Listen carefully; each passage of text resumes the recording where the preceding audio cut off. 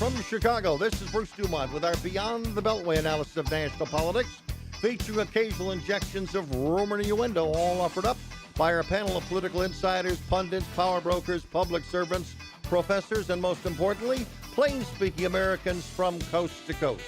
Tonight, featuring commentary by Democrat Michael Bauer, Republican Jeannie Ives, Progressive Salim Muakil, and Republican Chris Roebling. Our program tonight coming to you from our brand new studios at the Museum of Broadcast Communications in Chicago, the Paul and Angel Harvey Radio Center to be exact. It's nice to have you with us. Phone lines open, 1-800-723-8289. If you'd like to email me a comment, it's brucedumont@museum.tv. If you want to tweet me a comment, it's at Dumo, at D-U-M-O. And again, if you want to join us on the World Wide Web, it's beyondthebeltway.com. It is not only this week's show, but past shows as well. And again, you can join us live on Facebook as well as on YouTube. So you can find us just about anywhere. And I want to thank, at the beginning of the show, I want to thank Fritz Goldman and Sam Greenberg and Justin Kolovsik and all the people, Big City Sets, Chuck Brandeis. I want to thank all the people who've been working for the last 3 weeks in putting our new studio together while we did this broadcast from our flagship station, WIND, in Elk Grove Village. But we're back in our new home. And again, we hope you enjoy both the radio and television version of our show for tonight and for many, many years to come. We've got lots to talk about. We always do. I want to begin by talking about tariffs. I want to ask Jeannie Ives, who's one of our conservative Republicans tonight. Jeannie Ives, are you worried that those that supported Donald Trump may end up on the short end of the stick come 2020 on the tariffs issue? Well, I'll tell you what I'm not worried about. I am not worried about those folks who are farmers and agriculture industry folks. I'm not worried about them not voting for Donald Trump in 2020. I think he will be returned to office in 2020. I think those folks are going to vote for him regardless of the tariff situation. And here's why. First of all, we're an agricultural state. In fact, for Illinois, this is broadcasted from Chicago. So in Illinois, agriculture is our number one industry. It's a $17 billion industry. Over 50% of our soybeans, though, however, go out to China. And so it has hurt them. I'm not saying it hasn't hurt them. However, in December and then again earlier this year, Donald Trump did send those guys about $1.50 in support for their crops on soybeans and stuff like that. So they basically, if they had sold at that time, when you say they were going to make $1.50, what do you mean by that? Two different payments, 68 cents each per bushel on their soybeans. So okay. Basically the farmers that I've talked to say, look, if I got soybeans and I can get $10 a bushel, I'm going to be fine with that. And he brought them up to about that amount. And I know that the cost is down now, but the farmers that I say, they want fair trade and they're willing to stick through it with Donald Trump while he gets the deal done. I want to talk to Michael Bauer. You're a card-carrying Democrat. Michael, nice to have you with us. Great to have you back. To what extent are the tariffs an important issue for the Democrats in this campaign? Well, I imagine that some of the Democratic candidates will try to make the tariffs a big issue, but I'm going to be surprising you with my statement. We have gone for decades with China engaged in stealing our intellectual property, with pouring into the marketplace, global marketplace, counterfeit goods, and Democratic presidents and Republican presidents have never done anything about the so-called China trade problem. And I have to tell you something. I don't know whether the tariff situation will work or not, but I give Donald Trump credit that he's at least willing to tackle the problem and try to resolve it. Chris Roebling, you travel around the world. What are they talking about around the world as regards to tariffs? And where do you come down as to whether or not this is this going to be a net plus or a negative for the president in re-election time? Well, I think in reference, I was just in the Middle East and then in India and then in Hong Kong before coming back. I guess what I understand, what I hear is amazement that an American administration is taking these issues on and is doing so both with a growing economy, which strengthens our hand, and with someone who understands economics, who is President Trump. So was this unexpected by virtually everyone? I think it was as unexpected as Trump winning. Is it going to hurt him? I don't think it is going to hurt him because I believe, as Jeannie is reporting, the folks in these affected industries have been hurt, as Michael says, literally for decades. And they're seeing somebody step up, and they know there might be a little more pain between here and resolution, but actually the Chinese economy, I don't want to say faltering in a existential sense, but it's sputtering, okay? We are growing. Right now, they need us more than we need them. And so Trump has created an ideal situation in which to make these claims. Does the president have to have a conversation with his base? Basically, I mean, some of these people, I saw some of the farmers on one of the network newscasts last week, and they basically said for national security purposes and for the good of the country, they were willing to take a hit. Is that part of the sacrifice that Donald Trump has got to make a reference to? Well, honestly, That everybody's got to sacrifice and wrap himself in the flag on it? I think this is a big issue for them. However, it's interesting because these are the same farmers that also do need some immigrant help to bring in their crop. So he could actually, in some ways, be more generous on that way through work visas or whatever he needs on that thing. So he could help them in that way. But look, his price supports are going to be higher than what he offered last year to help these farmers through this thing. That's a huge boon to them. And the farmers that I talked to said there's a couple things in the last 2 years also. There was an oversupply of production to begin with, which means that the prices were going to be depressed. They've also have other issues right now with spring planting being off because it's been very wet here. They've had the floods that have affected Nebraska and Iowa. So all of this they take into context. So it's not simply the tariffs, and they know that. That said, what Donald Trump can get them on a tariff deal and on a trade deal is he can actually open more markets to them, which is really the end goal here. And so they're willing to stick with him. And on a fair basis. Right. And I think that's the key issue that we have to keep in mind. Everyone's looking for a fair trade deal. And we don't have one right now with China. On another issue, the immigration speech last week in the Rose Garden, was that a speech for someone that wants to get something done, or was that the speech of a person that wants a great issue for 2020, Michael? It's a speech. It's a great political issue. Does everybody agree with that? Does anybody think that's going to lead to any? I believe it's a great example of how the Democrats have managed to paint themselves into a corner by mindless opposition, by this so-called resistance to everything, and a refusal to engage. They don't have to engage with Trump so much. They don't even have to engage with the Republicans in Congress. I mean, ultimately they have to, but the Democrats should be engaging with regular people and their lived experience in this economy. And I believe folks if they did that, they would be giving some votes to Trump the way that Tip O'Neill allowed some votes to go over to Reagan. Wait, I have to tell you something. We got to pause. I'm going to let you do that in a moment. 1-800-723-8289 from coast to coast and border to border. I'm Bruce DuMont. Thanks for joining us tonight on Beyond the Beltway.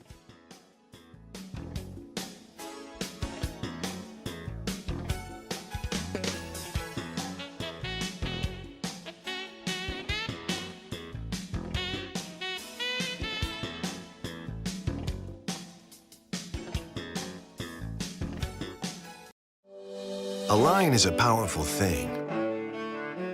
It connects the global economy to your living room, cleaner air to stronger markets, factory floors to less crowded roads, today's progress to tomorrow's promise. Norfolk Southern. One line, infinite possibilities.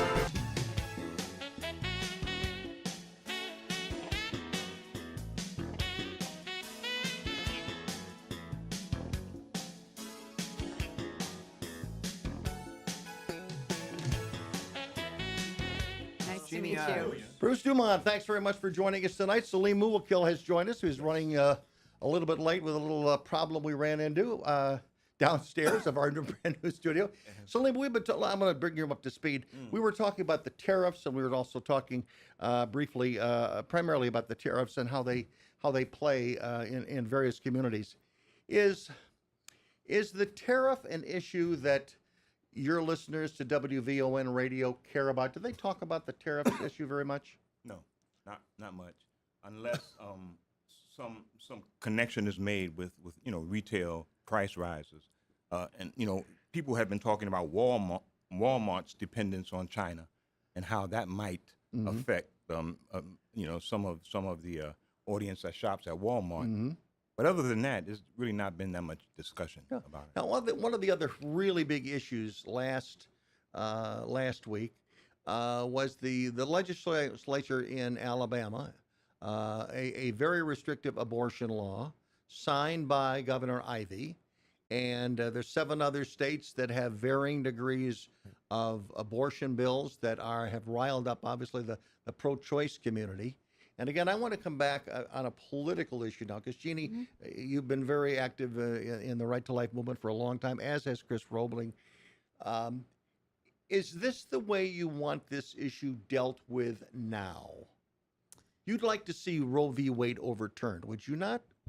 Well, certainly I'd like to see it. I think it was an overreach by the federal government with something that should probably be decided at the state level. And I think that's generally what most conservatives or Republicans believe, that essentially this is not something that's set in constitutional. I have the constitutional right to an abortion, and that it's best left up to the states to decide what level abortion restriction you're going to have.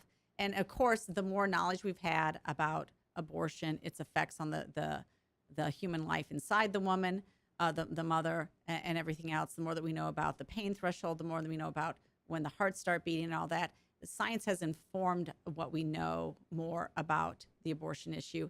And I think that you've seen really Americans become far more pro-life, and certainly want to reject the extreme abortion bills that you've seen from New York, the thoughts that have happened in Virginia, the comments by Governor Northam about essentially infanticide.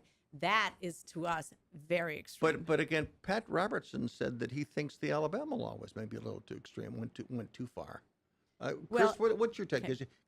What the heck is wrong with Alabama saying something? What the heck is wrong with New York saying something? This is democracy. These are the laboratories. I agree with Jeannie. What came out of New York and what came out of, in my opinion, Virginia was abhorrent, I think, to any sense of decency and concern about the absolutely vulnerable life within, okay? And when you have Governor Northam talking about, well, we can have the baby out and then the mother makes a decision, then we'll act. It is infanticide. So now Alabama has spoken. I don't think that what Alabama did is any worse than what New York and Virginia did. I think Alabama's trying to uphold the rights of these absolutely, vulnerable preborn human beings. Michael, where do you come down on this issue? And again, the politics of it. We have 2 extremes here. We have one extreme where I don't think anyone wants an abortion on demand, and the other extreme is I think most people want women to have the right to get an abortion under certain circumstances. So who should decide where those parameters are? Frankly, I think politicians are the worst possible people to decide this, because they have no clue what they're talking about. But I they're think the this ones is that do something it. that needs They're to be the done. ones that do decide it. I'm sorry? But they are deciding it. Well, they are deciding it, and they're screwing it all up. I mean, I don't want to listen. Well, I want to You say, know, Michael, with if you want to respect, think it was- Governor Northam saying a woman 8.5 months pregnant should be able to have an abortion, well, of course that's insane. Thank you. Okay, I want no, that's to insane. I want to I agree. get Salim's response as well. Salim, again, your experience with your callers. I mean, a lot of African Americans are very religious people. There's a lot of African Americans who live in Alabama. The perception in the media is that African Americans are pro-choice, but I don't know mathematically whether that's true or not. No, it's not. I don't think it's true at all. But what African Americans all worry of is the fact that this abortion, this anti-abortion fervor is coming primarily from the red states. And so they connect that the kind of racist attitudes that tend to be prevalent in these states with this anti-abortion fervor, and they are very suspicious of this. A lot of them suspect that it is primarily a kind of demographic anxiety that is leading a lot of these white politicians to be so adamant in their rejection of abortion. Although the people who would suffer, who would most likely, have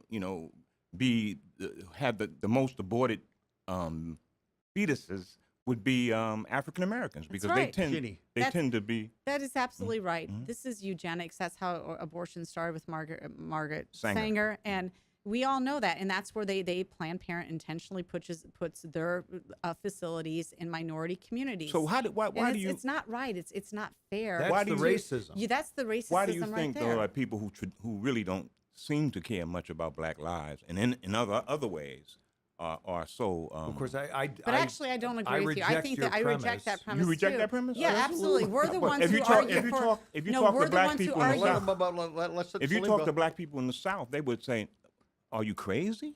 We live among these races. We every day we experience this kind of discrimination. How can you possibly say that that's not true? It's incredible, First of all, actually." I mean, first of all, African Americans used to be Republicans. In fact, they were. Yeah, when Republicans definitely were the party of the party of Republicans. Lincoln, The exactly. Republicans are the party of civil Lincoln. rights. Republicans are the party of Lincoln. We're the That's ones true. who abolished slavery. used to be They're before the it ones who became- became 14. be- We're not. before the Southern I would like strategy. you need to quantify that. You need to Southern qualify that. strategy. You need to absolutely tell us exactly where you see the racism. Southern because strategy. We're also the ones. Do you know why Florida The won? modern Do you Republican know why Party Florida was went built on Republican racism. governor? The Republican Was built governor on it. won in Florida because of the voucher program that he put in place so that minority and poor children could get a shot at a good education in the private sector. Jeannie, That's why here's he the did problem. that one. Poor women, poor Black women in Alabama and Georgia will not be able to get abortions in those states, and that means that they have to find the funds to travel to a state where they will be allowed to get an abortion, and they don't have the funds because they're more economically disadvantaged. They can choose Or adoption. Or they will be counterparts. vulnerable They to can these choose adoption. to these backdoor abortions, which is also likely. It's a human know, life. I mean, I'd rather be. Look, I don't understand why you disavow the potential of a human life. I don't understand that. I would rather, if you're going to call me an extremist, I'm going to tell you that I'd rather stand on life and the potential for that life to exist and to grow and to produce wonderful things for the future. Chris Roblin. I believe that this is the gravest of all subjects. I think, and I believe that this is the most significant subject in the political forum today, and it is. I'm just back from Harper's Ferry, as a matter of fact, in addition to all that other stuff, and I can tell you, having been to where John Brown stood, I think that what has been happening between New York and Virginia and Alabama, I think that the activism of folks who see the Democratic Party accepting extremism at the cost of these vulnerable lives, I believe that is one of the most significant elements in what I think is going to be, and I've been doing my tally. Michael and I were talking about a 40-state. I think it's about 35 to 38 states that Trump is going to win next year, and I think this is one of the keys. I will tell you though, someone like me looks at Alabama, looks at the law just passed in Missouri, looks at some of these other states who are passing heartbeat laws, etc., and I view that as incredible extremism. I that understand. I think women that in this you would. country Right. will reject Well, for the most part. I we'll think see. I We'll think we're see. going to see, but the original decision, the overreach that was referred to by Jeannie, you had all those guys on the Supreme Court.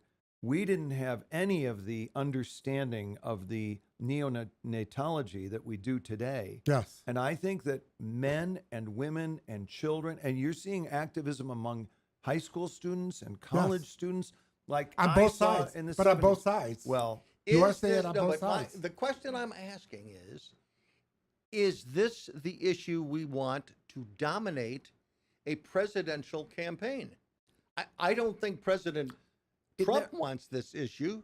Has it ever? I don't think it. I think it's always been a vital interest to the Yes, folks on but it's both sides. usually about who is going to be appointed to the Supreme Court.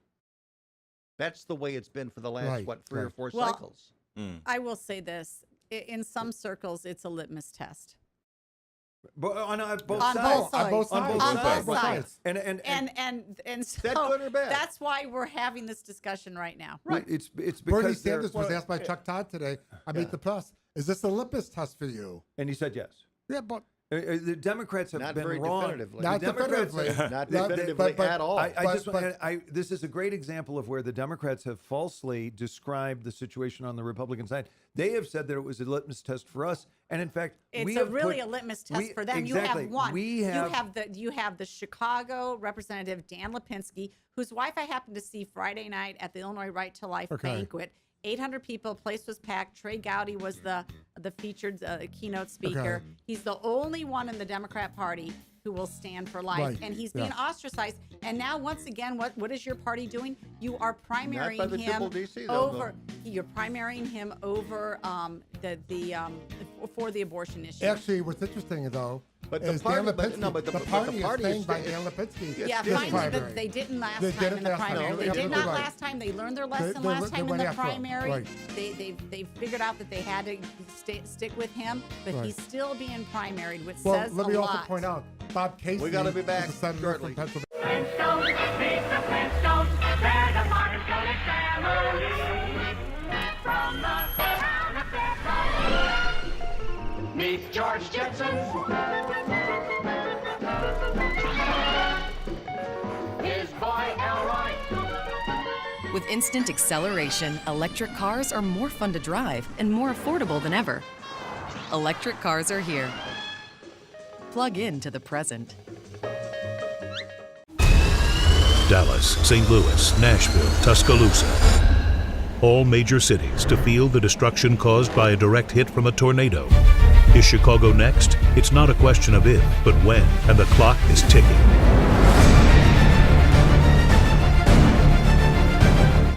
Learn what to do now at ready.illinois.gov to become tornado ready.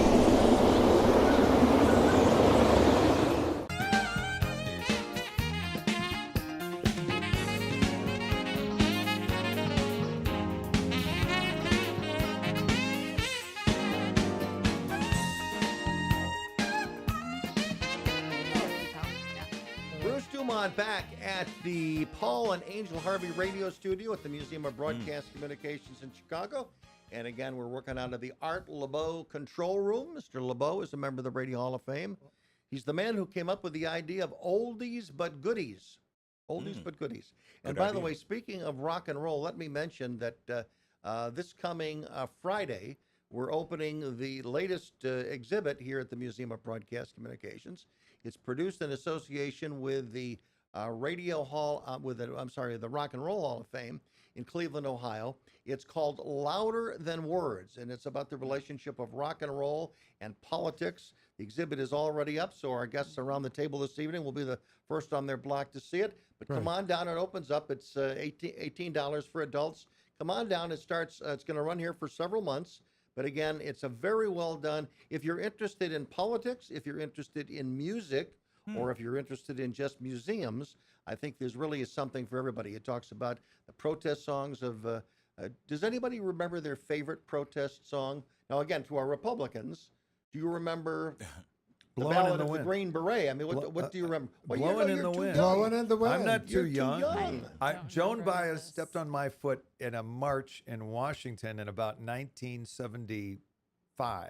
Okay. She stepped That's on your my claim foot, to fame? and That's she your claim to fame? it's my claim to fame. And she looked at me with those big eyes of hers, and she said, "I'm so sorry." And I was like, "You can step on another one. It's okay." You probably were on the left at that time. You right? were not the last person whose toes she stepped on. I was actually in my transition, 72 to 76. I was, questioning my Democratic upbringing. Were there protest songs? I mean, obviously, we deal with a black Oh yeah, Black yeah. Panther, You know, normally Marvin Gaye, Black Marvin Panther. Gaye. Yep. What's going on? Also, Woodstock, Joni Mitchell. I mean, Yeah. that was Big time one stuff. of my Do you remember any War. War, yeah. What is the Yeah. good for? Mhm. Yeah. Do you remember Eve of Destruction?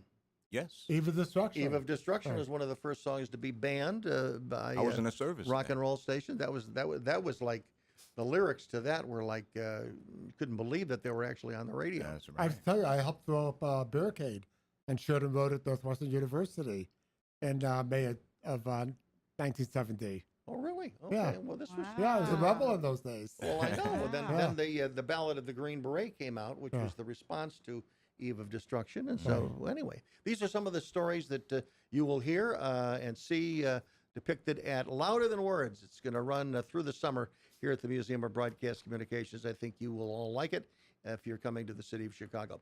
Let's let our Republicans now take a moment and introduce themselves, and we'll begin with Jeannie Ives. I'm Jeannie Ives. I'm a former state representative from Illinois, former gubernatorial candidate on the Republican side. And we are talking about abortion tonight, and I do sit on a PAC board for Illinois Right to Life. And Chris Roebling. My name is Chris Roebling, and it's great to be in this inaugural use of the Paul and Angel Harvey studio. It's been my privilege to be on the program down through the years, and Long time. really appreciate it. And let's meet our Democrats or our progressives this evening. Let's start with you, Salim Muwakil. I'm More s- of a progressive than a Democrat. Yeah, I guess you can say that. Salim Muwakil, I'm long-time participant in Beyond the Beltway, 25 years, in fact. Yes. Something like that. So, But you and- had gray hair then. yeah, I've had gray hair since I was about 25, really. That's a sign of wisdom. Those are my chevrons. That's how I Yes, look right, at it. right. But I'm happy to be here in this inaugural episode. Very good. And Michael Bauer. And I am Michael Bauer, and among other activities, I'm the co-chair of the State of Illinois Holocaust and Genocide Commission, and I'm just coming off being chair and the finance chair for the successful campaign by Lori Lightfoot to be mayor of Chicago. And she is sworn in tomorrow. And she is sworn in tomorrow. Tomorrow. Let's Yeah. Yes, Round of right. applause. Yeah. We'll have Very a good. new Very mayor And of they the say city. it's got national attention. Indeed. I For think the we best. probably all could probably agree. We're probably sort of excited about this, whether Yes. we're Republicans or Democrats. There is a significant change in Chicago, hopefully, starting A new era. tomorrow morning. Chicago Well, we're- might be ready for reform. Well, We're I gonna think we're find just out. we're gonna just find out. celebrating that mom is leaving. Yeah, there's a lot of celebration of that. Let me. I want to talk more about the abortion issue. Obviously, is a hot one. It will continue to be a hot one.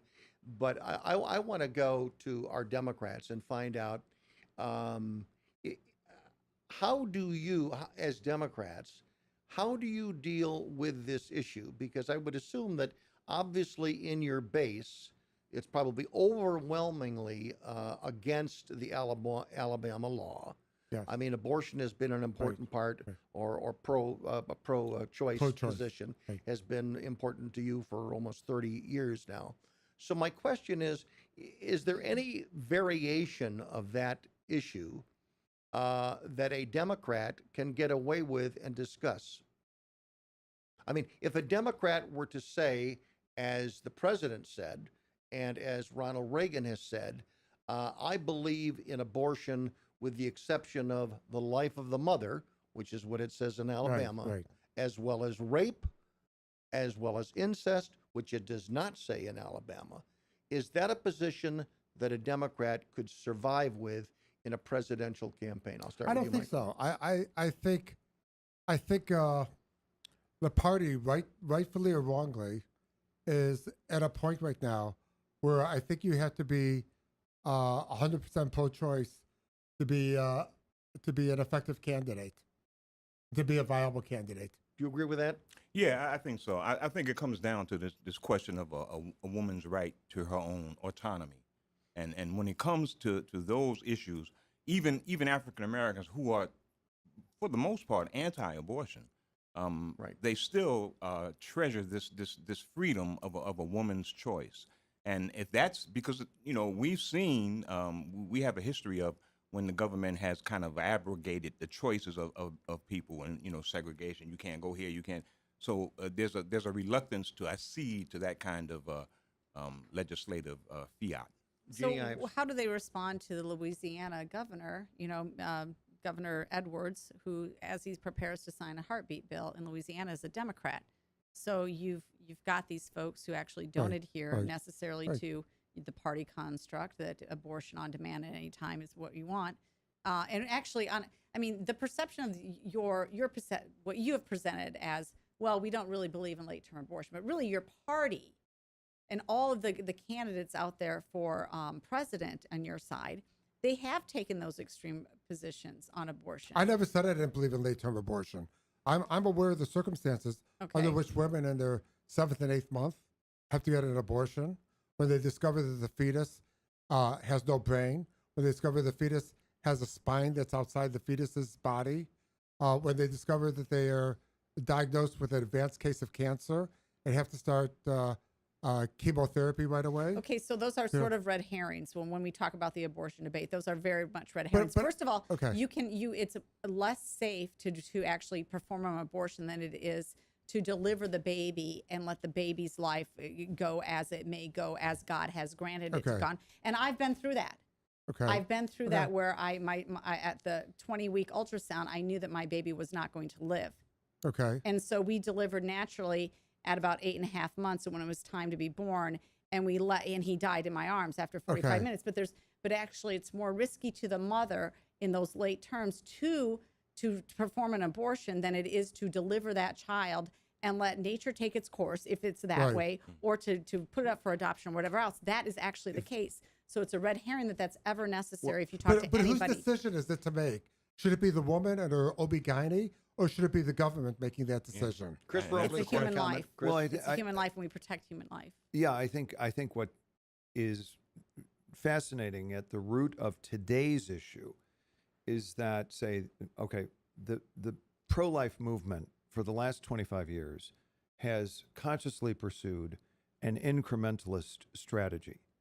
And so the strategy of the pro-life movement has been to identify circumstances in which a broad range of society, not to say activists on the pro-choice side, not to say Planned Parenthood, not to say Democrats who need the funding and the support of the Planned Parenthood pro-choice abortion industrial complex, but to say the pro-life movement has identified situations like parental consent or parental notice, or informed consent. They've looked at specific situations in which the Democratic Party, I think to its everlasting detriment and shame, has in every case said, if we agree with this, then we will somewhere lose the right to an abortion. And that, I believe, is the principal cause for the divisiveness of this issue in national politics. Democrats were unwilling, because Planned Parenthood and the funding network behind it were unwilling to grant any exceptions. And so the incrementalist strategy that was used by the civil rights movement on the one hand was then adopted by the pro-life movement in sort of the 1990s here in Chicago at Americans United for Life. And that has come over the last 25 years, borne enormous fruit, no pun intended, for the pro-life movement. And frankly, that's why there's so much traction on its side of the conversation today. And Democrats are becoming, in my opinion, more and more extreme in their reaction. Wait a minute. That's not why there's so much traction on this issue. There's so much traction on this issue because Anthony Kennedy no longer sits on the United States Supreme Court, and Brett Kavanaugh does. And with Gorsuch and Kavanaugh on the Supreme Court, the pro-life community thinks that it has an opportunity to either significantly chisel away at Roe versus Wade or overturn Roe versus Wade, which is why all these states are passing laws now, trying to get something up to the Supreme Court. I just want to say, you can't reconcile. But actually, on the New York side, they're the ones who started the extremism, where we have a reaction. You have another reaction to that. So it's a combination. Okay. We got to pause. 1-800-723-8289. Back shortly.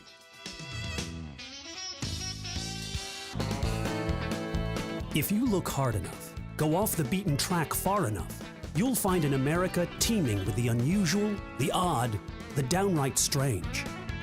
I'm Will Klinger, and I'm your guide on a package tour we like to call Wild Travels.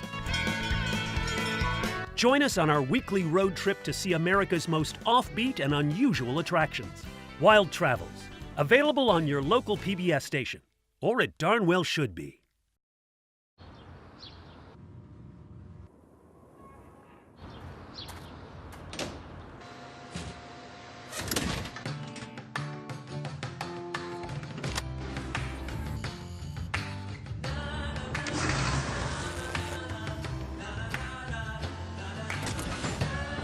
When CSX moves forward,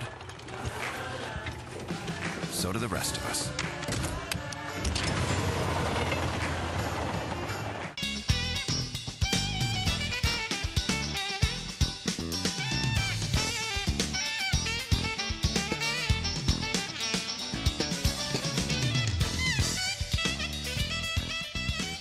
Stand by.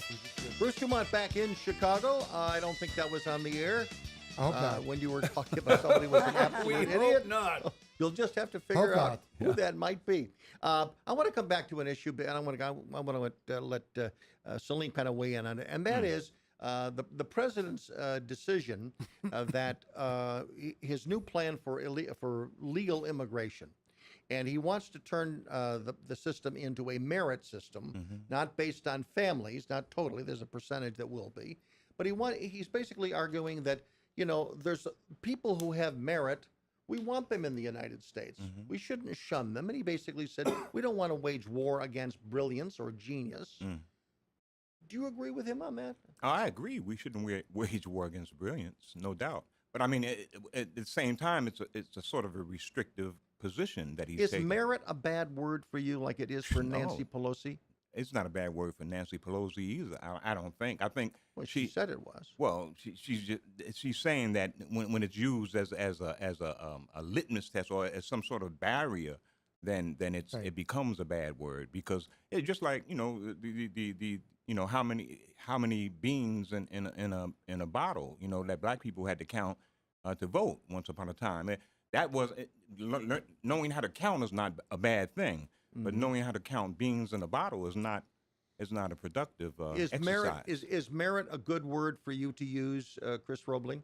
Absolutely. And I think this is, again, this is a case where the Democrats are painting themselves into a corner. They're refusing to discuss the real issues that are confronting Americans. Jeannie already talked about our need for, relatively speaking, low-skilled workers. And, that was part of Simpson-Mazzoli. That was part of Reagan's plan with the Democrats. And then the rest of that wasn't funded, as a long story.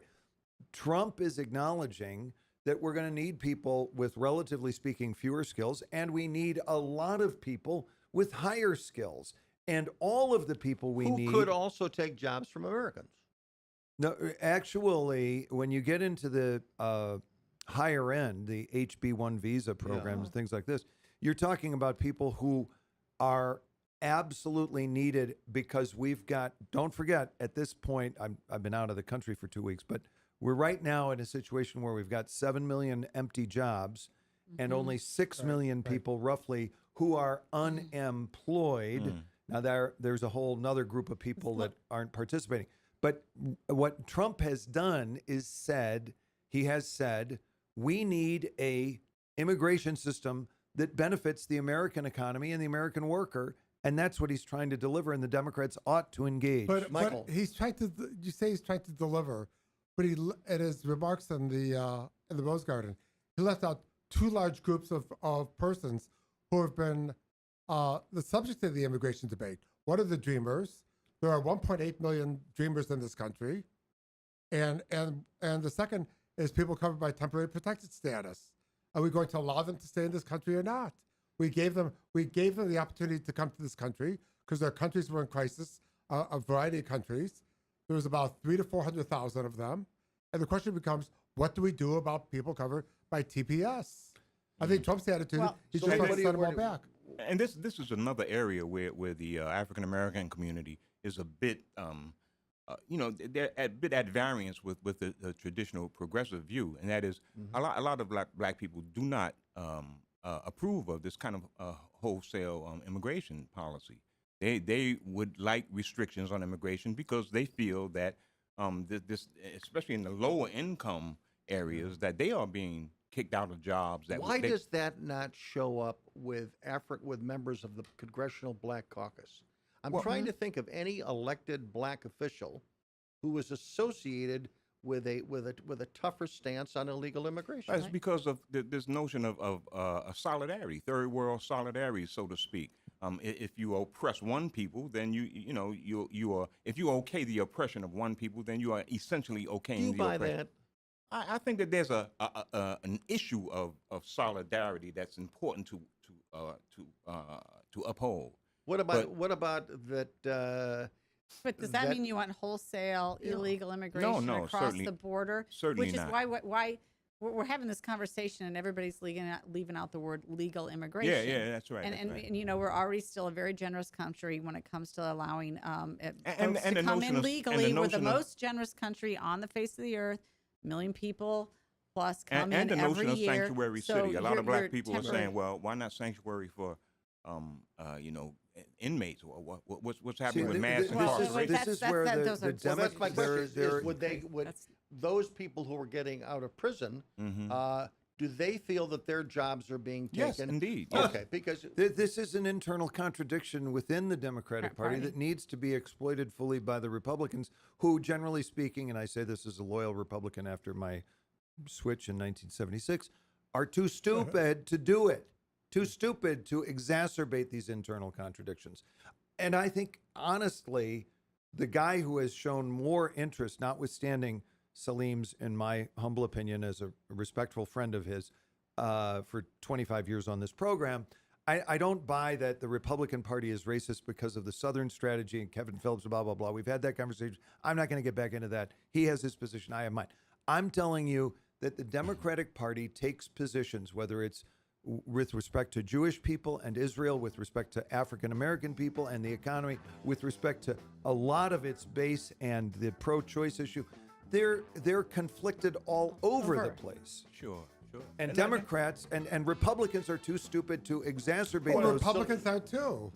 Republicans are. I highly think conflicted. less so. I think that our coalition actually is easier to keep together than the Democrats.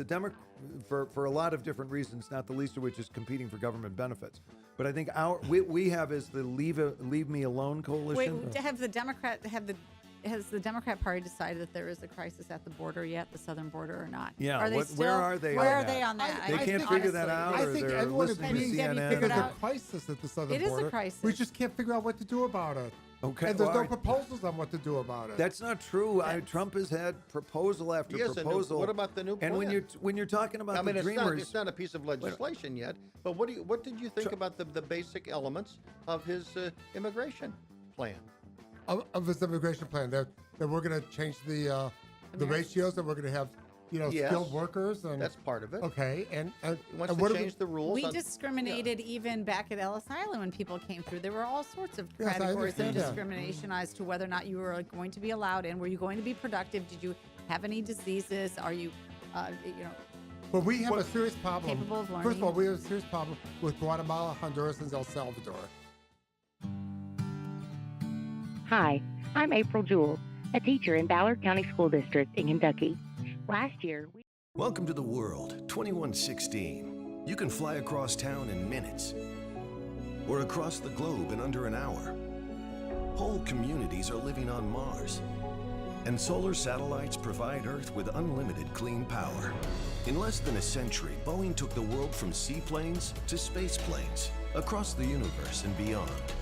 And if you thought that was amazing, you just wait.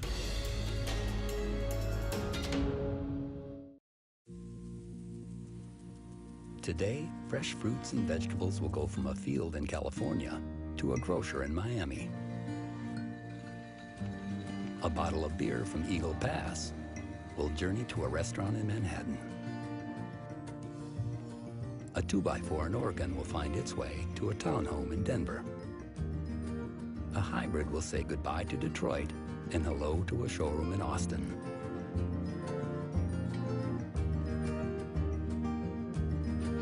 While a steel beam will leave a mill in Illinois for a high-rise in Phoenix. And a flat screen in China will head to an electronics store in Memphis.